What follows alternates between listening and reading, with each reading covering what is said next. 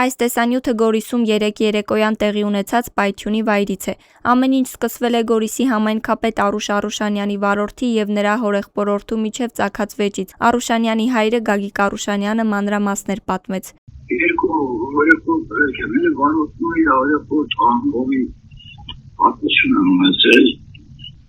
Վիճաբանություն է եղել, ինչ-որ մի քանի առաջ է վիճաբանացել, ինչ տեսնի բան է եղել, հետականչում է վարորդի հաշվիականչում։ Ներքին գործերի նախարարությունը տեղի ունեցածն այսպես է նկարագրում. Կենցաղային հարցերի շուրջ տեղի է ունեցել վիճաբանություն, ինչի ընթացքում 45-ամյա Վարուժան Յոլյանի ձեռքի նռնակը պայթել է։ Վարուժան Յոլյանը եւ 38-ամյա Արեն Յոլյանը մահացել են, իսկ վիճաբանությանը ներկա Գորիսի 30-ամյա բնակիչը ստացել է վնասվածքներ եւ տեղափոխվել բժշկական կենտրոն։ Գագիկ Արուշանյանի խոսքով, երբ հորեղբոր տղան հանել է նռնակը, որդու վարորդը փորձել է կանխել, բռնելով նրա ձեռքը, բայց պայթյուն է տեղի ունեցել եւ երկուսն էլ մահացել են։